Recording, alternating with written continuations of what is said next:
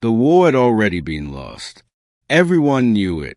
The Zerati combined had spent centuries perfecting conquest. Their fleets were massive, their soldiers engineered for obedience and aggression, their strategy simple and brutally effective. Overwhelm, occupy, erase resistance. Against them stood the Coalition Defense Pact, a loose alliance of species united more by fear than strength.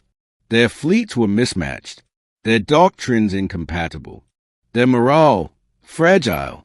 For 3 months, the coalition retreated. World after world fell. Every emergency council session ended the same way. Arguments, delays, compromises that satisfied no one. Reinforcements arrived too late. Supplies ran dry.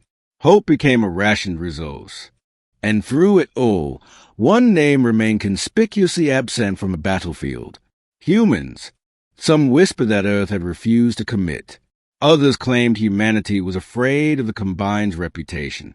A few optimists insisted the humans were waiting for the right moment. Most believed the truth was simpler. The humans would not come. That belief shattered the moment human ships appeared at Cartho's reach. The coalition fleet detected them first, dozens of unknown signatures dropping out of hyperspace with impossible precision.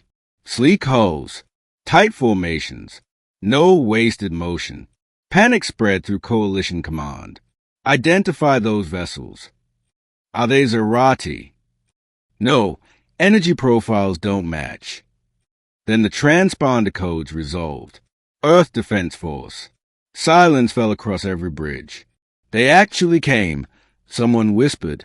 Across the battle space, Zerati commanders noticed the newcomers too. At first, they were amused. So, one Zerati warlord sneered, watching the tactical display. The Softworlders finally joined the slaughter. Human fleets did not hail the coalition. They did not issue speeches. They did not announce command authority. They simply moved. Coalition officers watching confusion as human ships slid into positions that made no sense by standard doctrine.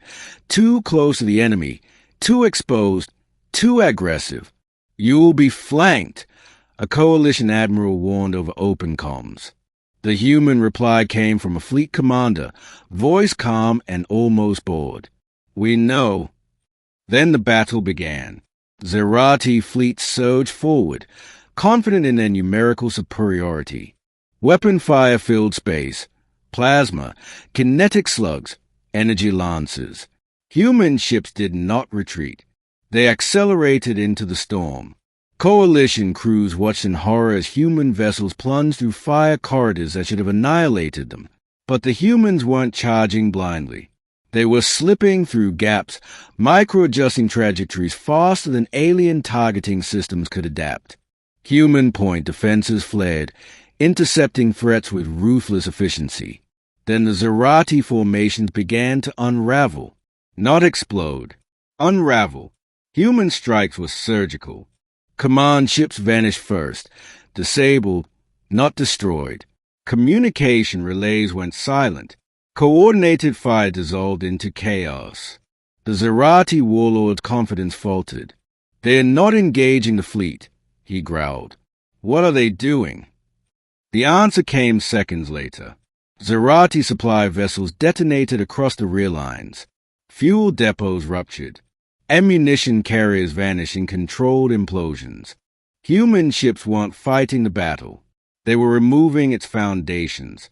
Coalition sensors struggled to keep up as entire Zerati wings lost thrust, drifted helplessly, or powered down entirely. Systems hijacked, overridden, neutralized. A coalition captain stared at his display in disbelief. They are dismantling an armada without destroying it. On the ground, the horror deepened. Zerati legions had nearly broken through coalition defenses on the planet Vesca 9. Allied troops were exhausted, dug into shattered fortifications, expecting annihilation. Then human dropships screamed through the atmosphere. They landed directly between coalition lines and advancing Zerati forces. Human soldiers emerged, not roaring, not posturing, but moving with terrifying coordination. Their armor absorbed hits that should have killed them.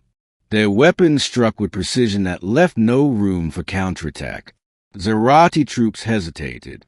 That hesitation was fatal. Human infantry advanced like a tide, methodical, relentless, unyielding. They did not chase fleeing enemies. They pressed forward, collapsing resistance zones one by one. Coalition soldiers watched in stunned silence as the impossible happened. The Zerati advance stopped, then reversed. A coalition sergeant whispered into his recorder later, "I've seen brave warriors. I've seen monsters. Humans aren't either. They're inevitable." In orbit, the Zerati warlord demanded negotiations. "We can still discuss terms," he broadcast angrily. "Withdraw, and the Combine will spare your worlds." The human response was short. "There are no terms." Human fleets closed the trap. What followed was not a massacre, but something far more terrifying. System by system, Zerati military assets were erased. Shipyards rendered inert. Breeding facilities disabled. War factories reduced to silent husks. Civilian transports were escorted out. Forced evacuations carried out with grim efficiency. Humanity was not destroying a species. It was ending its ability to wage war. The Zerati Combine collapsed within weeks. Empires that had stood for millennia crumbled in days. When the fighting finally ended, coalition leaders gathered in awe and fear. "You shattered an army we couldn't stop," one counselor said to the human commander. "Why now?" The human answered without hesitation. "Because you held as long as you could," she said, "and because the cost of waiting became higher than the cost of acting." News of the battle spread faster than light could carry it. Across the galaxy, militaries revised doctrines overnight. Diplomats rewrote threat assessments. Ancient empires reconsidered expansion plans. A new truth settled into galactic consciousness. Humans did not posture. They did not boast. They did not rush to war. But when they stepped into battle, armies shattered. Not because humans were cruel, but because they were decisive. And the aliens who watched that day learned something they would never forget. When humans finally choose to fight, the war is already over.